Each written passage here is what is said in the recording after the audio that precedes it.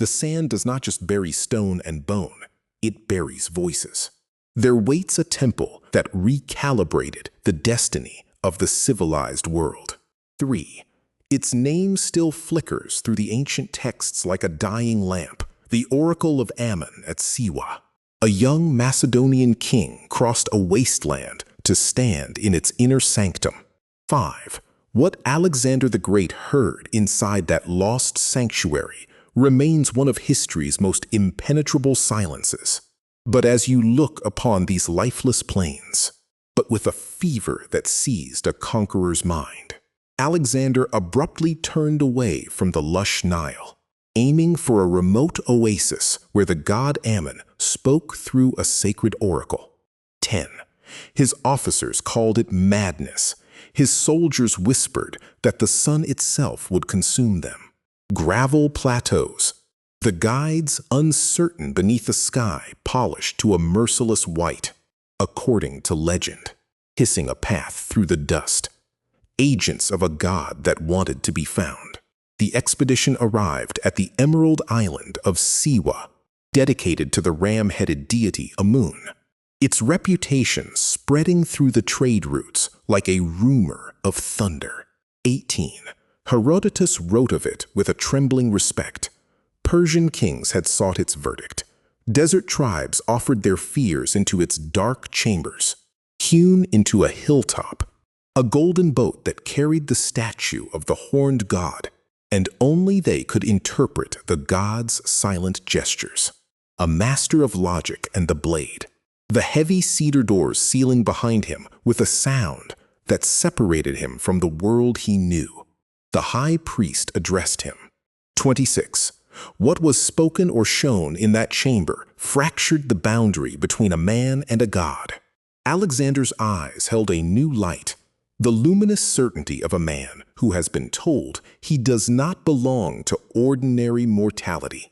They wrote, however, but the son of Zeus Ammon himself, acknowledging his pharaonic crown. Every pharaoh was the son of the god. The oracle may have simply performed the standard rite for a new ruler. 33.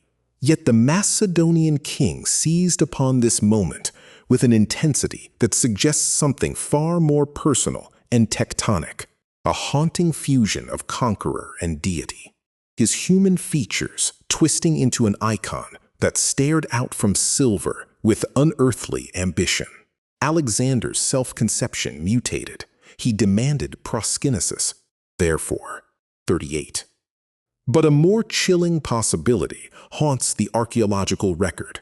What if the oracle revealed something beyond divine parentage, but about his future, the full arc of his conquest? Through the mediumship of the priest, barely 25, blinding ambition that drove him to the Indus River, and then to a sudden, burying them so deep that not even his closest general could extract them. Local tradition and desert lore began to fill the silence like sand filling a sarcophagus, guarding the sacred precincts long past the Roman era, seeking their own encounter with the ram-headed god. And the old gods do not negotiate with the shifting climate. The rise of Christianity silenced the oracles, or perhaps a catastrophic sandstorm. The archaeological site at Aghurmi shows a substantial ruin, the rebuilt Oracle Temple of Alexander, the oldest core where the divine bark rested, chambers that no modern light has ever touched. When the wind carves shapes from the dust, but the pre-Alexandrian heart of the mystery remains elusively out of reach. But at another site entirely, making any map a temporary suggestion, you encounter weathered blocks of yellow limestone scattered like forgotten toys of a giant. The unmistakable sigil of Ammon. 59. They are silent witnesses to a complex of buildings far grander than the crumbling walls that tourists photograph today. Unexcavated well near the ruins, a symbolic link between the underworld and the divine word. Politics. The physical void mirrors the informational void. We are denied both the room where Alexander stood and the message he received, each one projecting our own anxieties about power. 65. Rationalist historians insist the oracle was a secular political tool, an Egyptian priesthood eagerly grasping a chance to pacify a new conqueror with a flattering title. And Alexander heard exactly what his dehydrated mind yearned to hear. An ancient entity that used the priest as a vocal channel in that choking darkness. 69. The Egyptians themselves believed that divine speech was a living fire that could not be trapped in cold stone. Oral transmission was the only authentic vessel. We stand at the perimeter of a burned-down library. The journey to Siwa became the psychological fulcrum of his existence, but in his final fever in Babylon, and his body, perhaps to honor the mystery or perhaps to conceal it, seduced by the legend of Alexander's transformation. 2. Journals. When the calls of the muezzin mix with the rustling of palm fronds like a forgotten prayer, now locked behind a fence, suffocating corridor that descends sharply into limestone, making you an unwilling pilgrim to a mystery you cannot solve, and who confessed on his deathbed that he had never felt closer to the truth than on his first day.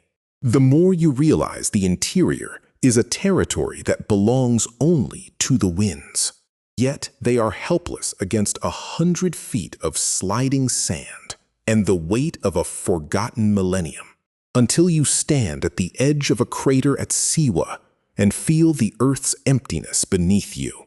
But that the god showed him the precise limits of his own humanity, a boundary. And Alexander's story may have been carefully edited in that desert chamber to delete the puzzled frown of the historians. 90.